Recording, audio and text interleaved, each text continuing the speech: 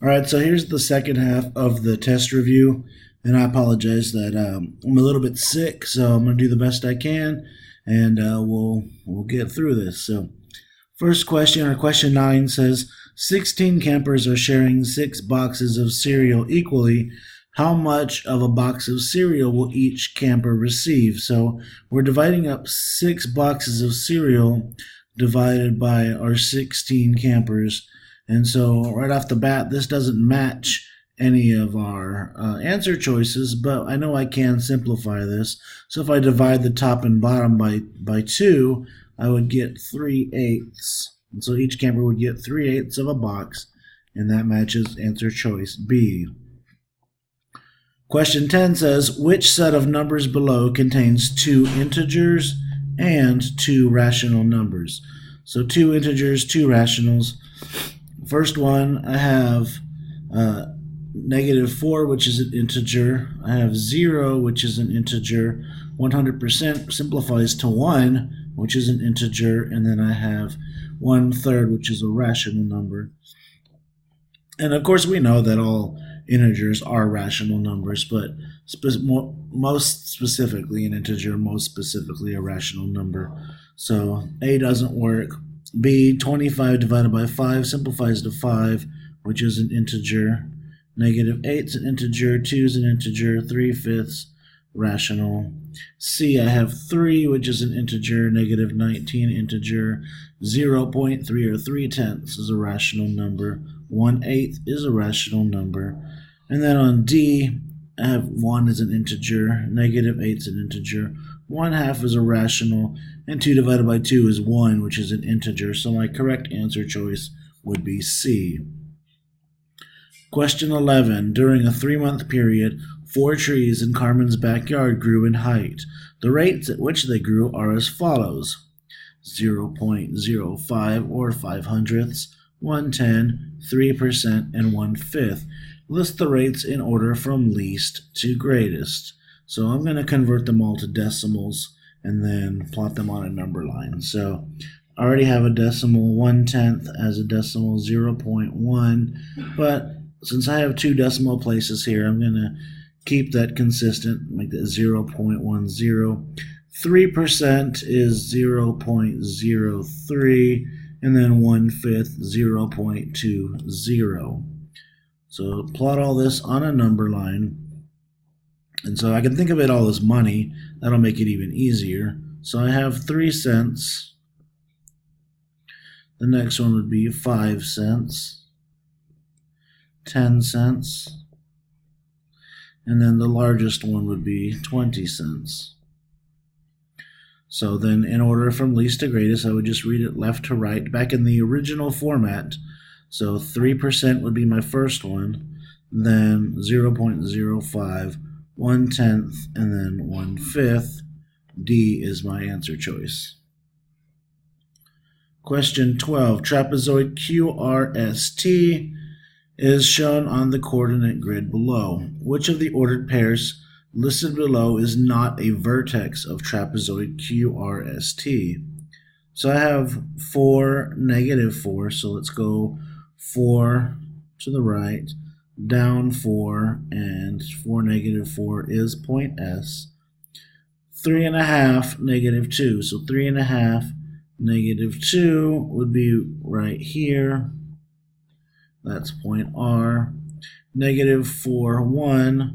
So go to -4, and then +1 would be here. So that's not. And then the last one, 1.5, -2. So 1.5, -2 is actually point Q.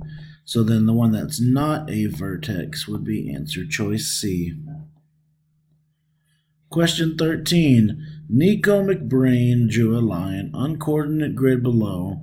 Which ordered pair does not represent a point on this line? All right, so Nico McBrain graphed this line, and let's take a look here. I have 4, 3. So +4, +3. Looks like that one's good. 0, 0. That one's good. -4, -3 is good. And then 3, 4. 1, 2, 3, 1, 2, 3, 4. and that one's not on the line, so then answer choice D would be correct. Number 14, order the numbers from least to greatest. So again, I'm going to want to convert them all to the same format, and so I have -3 1/4, so -3.25. Then I have 0.35, and I'm just taking the numbers from A. -6 1/2, and then -3.03. Putting them all on a number line. So the most negative would be -$6.50. Again, I like to think of them as money when I can. Makes it a little easier for me. Then -$3.25. Then -$3.03. And then +35 cents. So now I'm going to look back and see if I can find one that matches that. -6 1/2, -3 1/4, -303, +35. Answer choice B would be my correct answer. Number 15, which quadrant is -2, 6 located? So I can quickly sketch a coordinate plane and go back -2, so 1, 2, and then +6, 1, 2, 3, 4, 5, 6, and plot my point, and then that's going to be in quadrant 2, so then my correct answer is answer choice B. All right, number 16, graph and label the quadrilateral with these vertices -8 1/2, -6, -7, +9 3/4, 4 1/2, -6, and 6, -9 3/4. So it's a quadrilateral, quad meaning 4, so it's going to be a 4-sided shape. And we'll go ahead and graph these points. So A is -8 1/2, so I'm going to go back to 8 1/2, and then down 6. So -8 1/2, -6. Then I have -7, 9 3/4. So -7, then up 9 3/4. Then I have 4 1/2, -6. So +4 1/2, -6. And then the last one that I have is 6, 9 3/4. So +6, up 9 3/4. And so it's kind of hard to do here. On your paper, you feel free to use a ruler to connect your dots, but since I don't really have one that works with my computer, so I'm going to get pretty close. Well, with the exception of that last line. Third time's the charm. Here we go. Nearly perfect.